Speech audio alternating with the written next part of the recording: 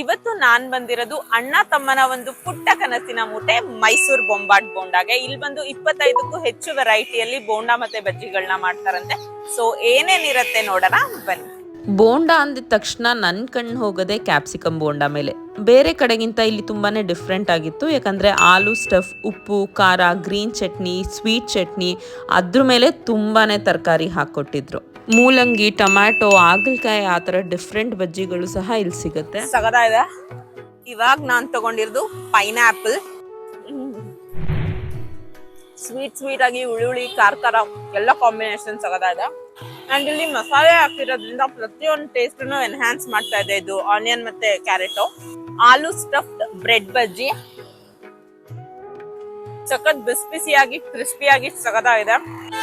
Next ನಾನು ತಗೊಂಡಿರೋದು mushroom, baby corn ಎಲ್ಲ ಮಿಕ್ಸ್ ಅಲ್ಲಿ ಮಶ್ರೂಮ್ ಟೇಸ್ಟ್ ಮಾಡ್ತಾ ಇದ್ದೀನಿ. ಕಣ್ಮುಂದೆನೆ ಕರೆದ್ರು, ಸೊ ಫ್ರೆಶ್ ಆಗಿನ ಮಶ್ರೂಮ್ಸ್ ಯೂಸ್ ಮಾಡಿದ್ರು. ಟೇಸ್ಟ್ ಕೂಡ ಸಗದಾಗಿದೆ. ಅಂಡ್ ಇದು ಲೊಕೇಶನ್ ಇರೋದು G3S ಸ್ಕೂಲ್ ಎದುರುಗಡೆನೆ. ಸೊ ಈ ಕಡೆ ಬಂದಾಗ ಮಿಸ್ ಮಾಡದೆ ಇಲ್ಲಿ ಬಂದು ಟ್ರೈ ಮಾಡಿ. ಬಾಯ್ ಬಾಯ್.